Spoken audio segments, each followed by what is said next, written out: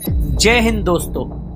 कल तक जो यूके भीगी बिल्ली बनकर कह रहा था कि हम सिर्फ डिफेंसिव काम करेंगे, आज उसने अपना रंग बदल दिया।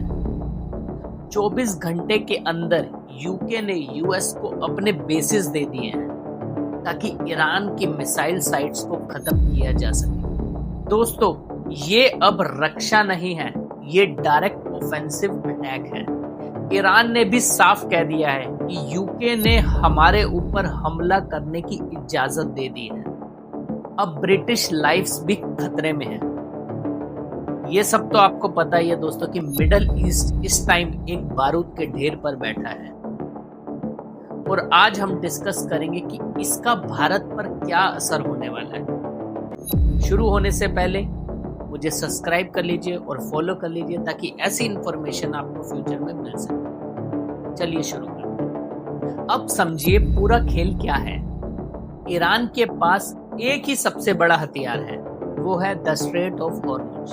दुनिया का 20 से 25% तेल इसी पतली गली से होकर गुजरता है।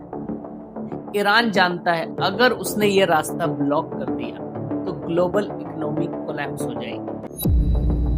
ईरान चाहता है कि ऑयल का प्राइस $200 प्रति बैरल हो जाए ताकि अमेरिका पर प्रेशर बन सके। और दोस्तों, ये मान के चलिए कि ईरान के पास होर्मुज के अलावा कोई भी बड़ा कार्ड इस टाइम नहीं।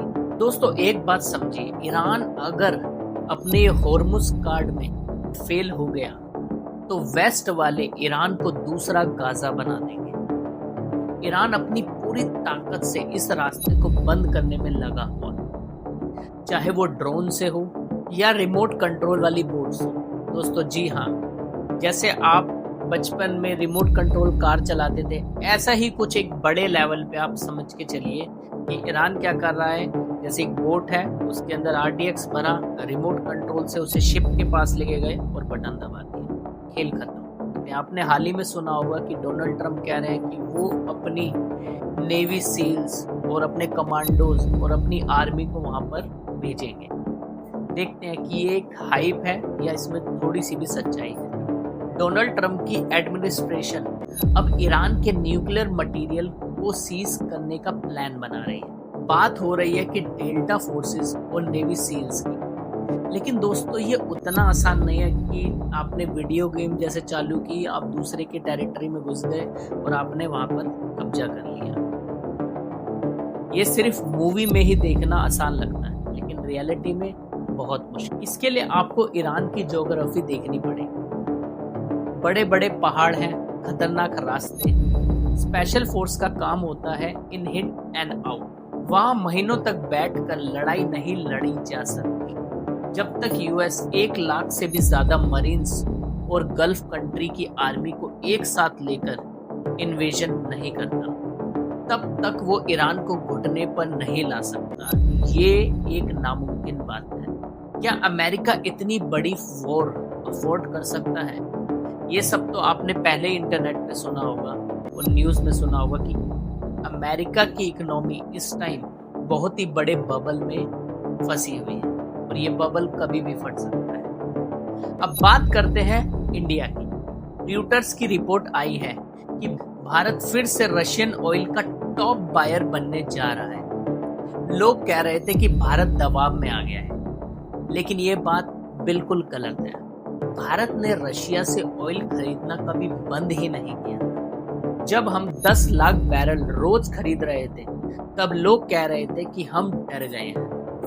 अरे भाई, आपको समझना पड़ेगा, 10 लाख बैरल भी कम नहीं होता। और अब हम 22 लाख बैरल पर डे जा रहे हैं।